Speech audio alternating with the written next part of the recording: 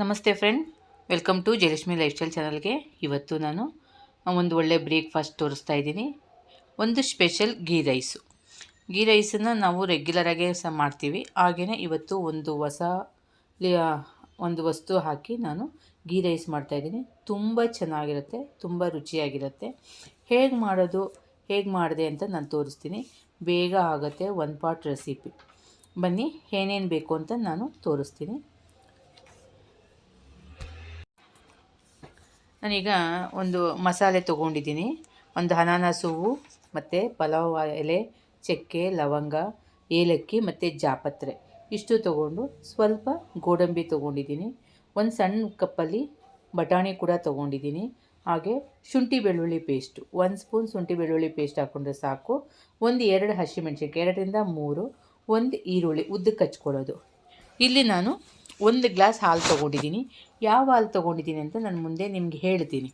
ಹಾಗೆಯೇ ಅಕ್ಕಿನ 1-2 ಸರಿ ತೊಳೆದು ಒಂದು 10 ನಿಮಿಷ ನೆನೆಯೋಕ್ಕೆ ಇಟ್ಕೋಬೇಕು.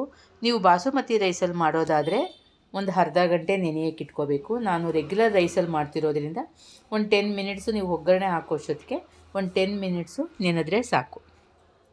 ಈಗ ಕುಕ್ಕರ್ಗೆ ಒಂದು 4 ಸ್ಪೂನ್ ಎಣ್ಣೆ, 2ರಿಂದ 3 ಸ್ಪೂನು ತುಪ್ಪ ಹಾಕ್ಕೋಬೇಕು. ಇದು ನಮಗೆ ಗೀ ರೈಸ್ ಅಂತಂದರೆ ತುಪ್ಪ ಜಾಸ್ತಿ ಹಾಕ್ಕೊಂಡ್ರೆ ತುಂಬ ಚೆನ್ನಾಗಿರುತ್ತೆ.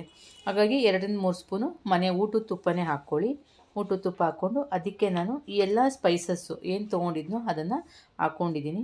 1 ನಿಮಿಷ ಅದನ್ನ ತುಪ್ಪದಲ್ಲಿ ತಿರುಗಿಸ್ಕೊಳ್ಳಿ. ಅದು ಒಗ್ಗರಣೆಯಲ್ಲಿ ಯಾಕೆ ಅಂದರೆ ಎಲ್ಲ ಸ್ಪೈಸಸ್ದು ಘಮ ಬಿಡುತ್ತೆ ನಮಗೆ. ಹಾಗೆಯೇ ನಾನು ಒಂದು 3 ಹಸಿಮೆಣ್ಸಿನ್ಕಾಯಿ ಹಾಕ್ಕೊಂಡಿದ್ದೀನಿ. ನಿಮ್ಮ ಖಾರ ಹೇಗೆ ಬೇಕು, ಜೊತೆಗೆ ಏನು ಮಾಡ್ತೀರೋ ಅದನ್ನು ನೋಡ್ಕೊಂಡು ಹಾಕಿ, ಜಾಸ್ತಿ ಬೇಡ.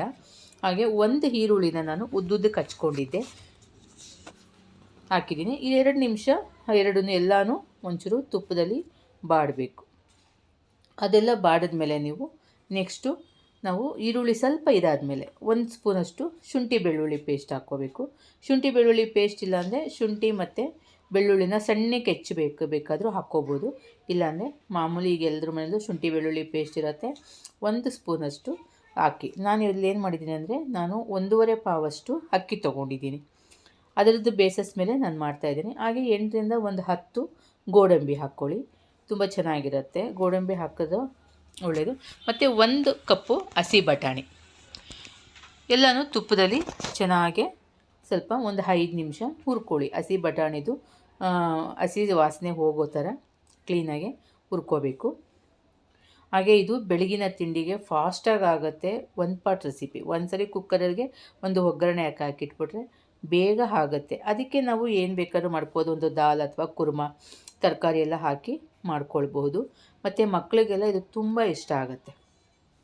ಒಂದೊಂದ್ಸಲಿ ಖಾರ ಏನೋ ಬೇಡ ಅಂದರೆ ಇದನ್ನೇ ಮಕ್ಕಳು ಡೈರೆಕ್ಟೇ ತಿಂತಾರೆ. ಹಾಗಾಗಿ ಇದಕ್ಕೆ ಎಷ್ಟು ಬೇಕೋ ಅಷ್ಟು ನಾವು ಖಾರ ಹಾಕ್ಕೊಂಡಿರ್ತೀವಿ. ತುಂಬ ಇಷ್ಟಪಟ್ಟು ತಿನ್ಬೋದು. ಮತ್ತು ಕ್ಯಾರಿಯರ್ಗೆಲ್ಲ ಯೂಸ್ ಮಾಡ್ಕೋಬೋದು. ಮತ್ತು ಈಗ ನಾನು ಅಕ್ಕಿ ಹಾಕ್ಕೊಳ್ತೀನಿ. ಒಂದು 10 ನಿಮಿಷ ನೆನೆಸಿದ್ದನ್ನು ಅಕ್ಕಿ ಹಾಕ್ತಾಯಿದ್ದೀನಿ. ಅಕ್ಕಿನ 1-2 ನಿಮಿಷ ತುಪ್ಪದಲ್ಲಿ ಚೆನ್ನಾಗಿ ಹುರ್ಕೊಳ್ಳಿ. ಆವಾಗ ನಿಮಗೆ ಅನ್ನ ತುಂಬ ಉದುರಾಗೆ ಬರುತ್ತೆ. ಈಗ ಬಾಸುಮತಿ ರೈಸ್ ಆದರೆ ನೀವು ಇಷ್ಟೊಂದು ತಿರುಗಿಸ್ಬೇಕಾಗಿಲ್ಲ. ನಾವು ರೆಗ್ಯುಲರ್ ರೈಸ್ ಆದರೆ ಊಟದಕ್ಕಿದು ಹಾಕಿರ್ತೀವಲ್ಲ, ಅದಾದರೆ ಒಂದು 2 ನಿಮಿಷ ನೀವು ತುಪ್ಪದಲ್ಲಿ ಸ್ವಲ್ಪ ಚೆನ್ನಾಗಿ ಹುರ್ಕೊಂಡ್ರೆ ಅನ್ನ ತುಂಬ ಉದುರಾಗೆ ಬರುತ್ತೆ. ಮತ್ತು ತುಂಬ ಘಮನೂ ಇರುತ್ತೆ ಅನ್ನದಲ್ಲಿ. ಹಾಗಾಗಿ 1-2 ನಿಮಿಷ ಹುರ್ಕೋಬೇಕು ಅದನ್ನು.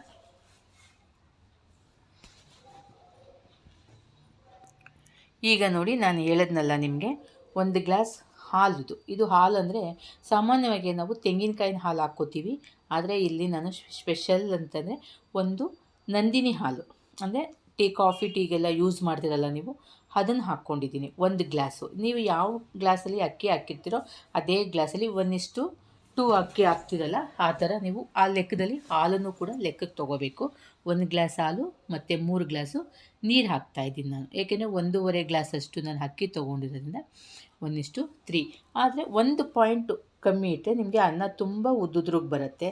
ಇಲ್ಲಾಂದರೆ ನೀವು 1:4 ಹಾಕ್ಕೋಬೋದು. ಅಂದರೆ ಹಾಲನ್ನು ಸೇರಿಸಿ 4 ಗ್ಲಾಸು ನೀರು, 2 ಗ್ಲಾಸ್ ಅಕ್ಕಿ ತೊಗೊಂಡಿದ್ದೀರಂದರೆ 4 ಗ್ಲಾಸ್ ನೀರು ಹಾಕಿ, ಅದಕ್ಕೆ ಸ್ವಲ್ಪ ರುಚಿಗೆ ತಕ್ಕಷ್ಟು ಉಪ್ಪು ಮತ್ತು ಮೇಲ್ಗಡೆ ಸ್ವಲ್ಪ ಕೊತ್ತಂಬರಿ ಸೊಪ್ಪು ಉದುರಿಸಿದ್ರೆ ನೋಡಿ, 1 ಪಾಟ್ ರೆಸಿಪಿ ಓನ್ಲಿ 5-6 ಮಿನಿಟ್ಸಲ್ಲಿ ನಿಮಗೆ ಗೀ ರೈಸು ರೆಡಿ ಆಗಿಬಿಡುತ್ತೆ. ಈಗ ಇದನ್ನು ಒಂದು ವಿಸಿಲ್ ಕೂಗಿಸ್ಕೊಳ್ಳಿ ಸಾಕು, ಚೆನ್ನಾಗಾಗತ್ತೆ. ಒಂದು 2-3 ವಿಸಿಲೆಲ್ಲ ಕೂಗ್ಸೋಕೆ ಹೋಗ್ಬೇಡಿ. ರೆಗ್ಯುಲರ್ ರೈಸ್ ಹೇಗೆ ಮಾಡ್ತೀರೋ ಅಷ್ಟೇ ಸಾಕು, ಜಾಸ್ತಿ ಕೂಗ್ಸಿದ್ರೆ ಅನ್ನ ಮೆತ್ತಗಾಗತ್ತೆ. ಹಾಗಾಗಿ ಒಂದು ವಿಸಿಲ್ ಕೂಗಿಸ್ಕೊಂಡ್ರೆ ಚೆನ್ನಾಗಿ ಬರುತ್ತೆ.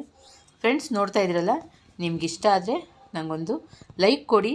ಲೈಕ್ ಕೊಡೋದನ್ನ ದಯವಿಟ್ಟು ಮರಿಬೇಡಿ. ಹಾಗೆ ಹೊಸಬ್ರು ನೋಡ್ತಾರೆ ಸಬ್ಸ್ಕ್ರೈಬ್ ಮಾಡ್ಕೊಳ್ಳಿ. ನಿಮ್ಮ ಸಬ್ಸ್ಕ್ರೈಬು, ನಿಮ್ಮ ಲೈಕೆ ನನಗೆ ವಿಡಿಯೋ ಮಾಡೋದಕ್ಕೆ ಉತ್ಸಾಹ ತರುತ್ತೆ. ಹಾಗೆ ನನ್ನ ಚಾನಲ್ನ ಫಾಲೋ ಮಾಡ್ತಾಯಿರಿ. ಈಗ ಕುಕ್ಕರ್ ಮುಚ್ಚಿ ಒಂದು ವಿಸಿಲ್ ಹಾಕಿದ್ದೀನಿ. ವಿಸಿಲ್ ತೆಗೆದು ನೀವು ಏನು ಮಾಡ್ಬೋದು ಅಂದರೆ, ಅನ್ನ ಸ್ವಲ್ಪ ಕುದಿಯೋಕ್ಕೆ ಶುರು ಆದಮೇಲೆ ನೀವು ಮುಚ್ಚಿದ್ರೆ ನಿಮಗೆ ಎಲ್ಲ ಮಸಾಲೆ ಮಿಕ್ಸ್ ಆಗಿರುತ್ತೆ. ಒಂದು ಕಡೆಗೆ ಬರಲ್ಲ, ಎಲ್ಲ ಮಿಕ್ಸ್ ಆಗಿಬಿಡುತ್ತೆ. ಹಾಗಾಗಿ ಸ್ವಲ್ಪ ಅದೇ ಕುದಿಯೋಕ್ಕೆ ಶುರು ಮಾಡಿದ್ಮೇಲೆ ಲಿಡ್ ಕ್ಲೋಸ್ ಮಾಡಬೇಕಾಗುತ್ತೆ. ಈಗ ನೋಡಿ, ಉದುದ್ರಿಗೆ ಬಂದಿದೆ ಅನ್ನ. ತುಂಬ ಜಾಸ್ತಿ ಬೇಗ ತಿರುಗಿಸ್ಬಿಡ್ಬಾರ್ದು, ಅನ್ನ ಒಡೆಯುತ್ತೆ. ಹಾಗಾಗಿ ನಿಧಾನವಾಗಿ ಮಿಕ್ಸ್ ಮಾಡ್ಕೊಳ್ಳಿ.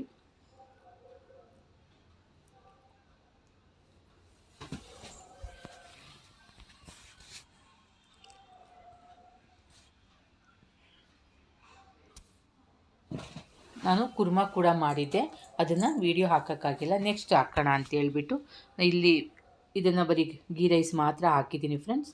ಓಕೆ, ಇಷ್ಟ ಆದರೆ ಒಂದು ಲೈಕ್ ಕೊಟ್ಟು ಸಬ್ಸ್ಕ್ರೈಬ್ ಮಾಡ್ಕೊಳ್ಳಿ ಫ್ರೆಂಡ್. ನಮಸ್ಕಾರ.